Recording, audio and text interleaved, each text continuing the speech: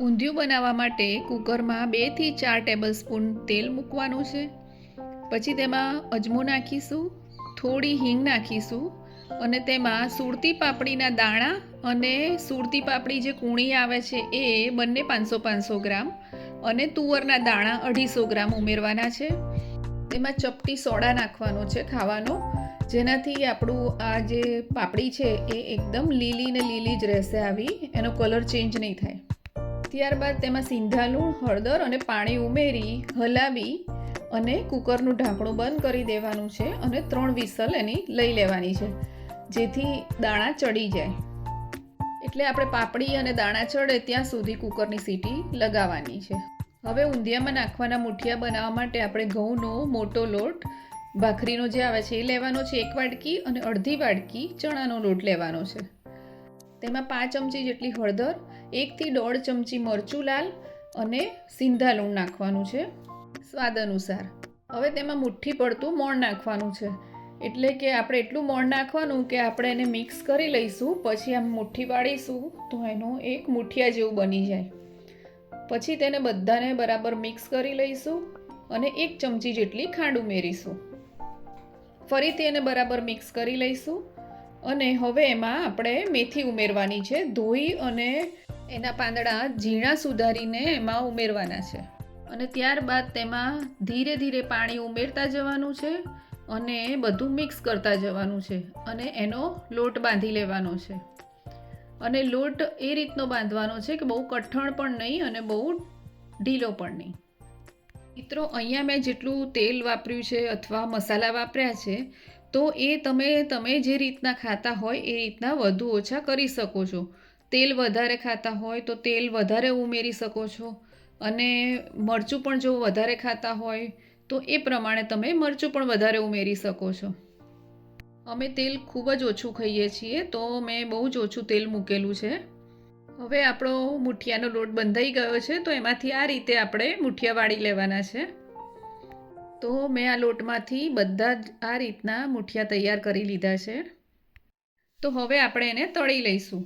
તો આમાંથી જેટલા આપણે ઊંધિયામાં વાપરવાના છે એટલા થોડા કાચા તળીશું અને બાકીના આપણે બરાબર તળી લઈશું.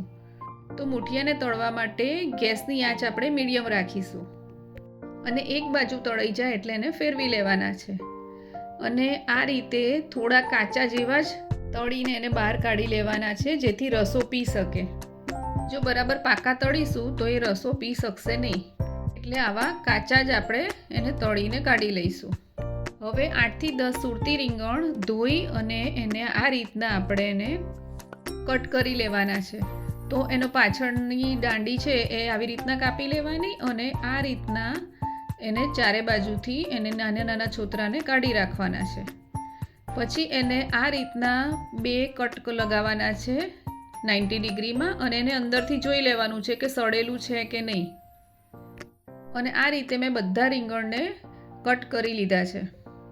તો હવે એમાં ભરવા માટેનો મસાલો તૈયાર કરવા માટે 1 મોટો ચમચો ચણાનો લોટ, 1 ચમચી મરચું, 5 ચમચી હળદર, 2 ચમચી ધાણા જીરું અને સુરતી ઊંધિયાનો મસાલો 1 ચમચી અંદર ઉમેરીશું. ત્યારબાદ એમાં 2 ચમચી જેટલું ઓઇલ ઉમેરવાનું છે અને એને બરાબર મિક્સ કરી લેવાનું છે. ઓઇલ આમાં એટલું ઉમેરીશું કે જેથી આપણે મસાલો મિક્સ કરીએ તો આમ મુઠ્ઠી પડતો લોટ બંધાય. તો તમને ઓછું લાગે તો તમે બીજું થોડું ઉમેરી શકો છો. અને બાંધી અને ચેક કરીને જોઈ લેવાનું છે કે મસાલો આ રીતના આપણે મુઠ્ઠી વાળીએ તો એક બાઇન્ડિંગ જેવું થઈ જાય, જેથી રીંગણમાં ભરીએ તો એ બહાર નહીં નીકળે. કોરો હશે તો એ બહાર નીકળી જશે અને જ્યારે રીંગણને ઊંધિયામાં આપણે મૂકીશું તો એમાંથી કોરો હશે તો બહાર નીકળી અને પછી એ ચણાના લોટના લીધે ઊંધિયામાં ચોંટવા લાગશે નીચે. તો હવે એ મસાલો આપણે રીંગણમાં આ રીતના ભરી લેવાનો છે દબાઈને.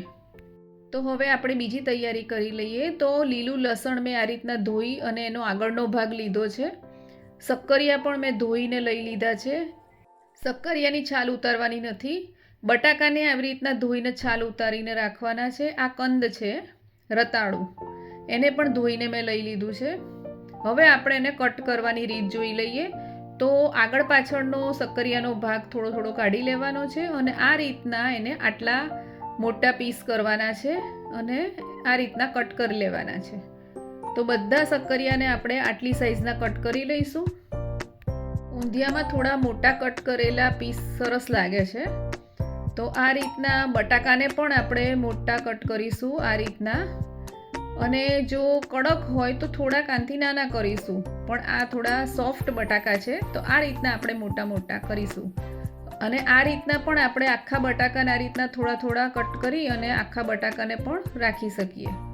હવે કંદને મેં આ રીતના કટ કરી લીધું છે અને એને છોલી લઈશું. એને થોડું થોડું આ રીતના છોલવાનું, જેથી એનો પર્પલ ભાગ આપણને દેખાય. તો આ રીતના છોલી અને એને પણ આ રીતના મોટા પીસમાં કટ કરીશું. તો જુઓ એની અંદર આ રીતના જાંબલી ભાગ દેખાય છે. અને આ પણ એકદમ સોફ્ટ હોય છે, એટલે જલ્દી જ ચડી જાય છે શક્કરિયા અને કંદ બંને. તો એમને આ રીતે મોટા પીસમાં જ કટ કરવાના હોય છે. તો ઊંધિયામાં આ રીતના મોટા પીસ બહુ જ સરસ લાગે છે. હવે આપણે એક થાળીમાં આ રીતના બધું તૈયાર કરેલું છે એ રાખી દઈશું. લીલા લસણને પણ આપણે ઝીણું સુધારી અને આ રીતના મૂકી દેવાનું છે. તો આ રીતે બધું એક થાળીમાં મેં તૈયાર કરીને રાખી દીધું છે.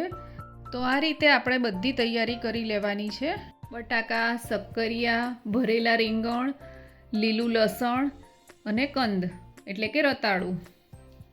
હવે જે લીલા લસણની પાછળનો ભાગ હતો એને આપણે મિક્સરમાં આ રીતના મોટા મોટા એના ટુકડા કરી અને એને ક્રશ કરી લેવાનું છે.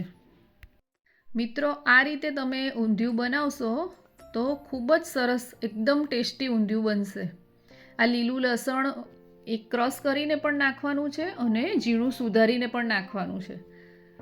તો હવે એમાં 2 મરચાં લીલા સુધારીશું અને થોડું પાણી નાખી અને ક્રશ કરી લઈશું. તો જુઓ, મસ્ત મજાની ગ્રીન ચટણી જેવું તૈયાર થઈ ગયું છે.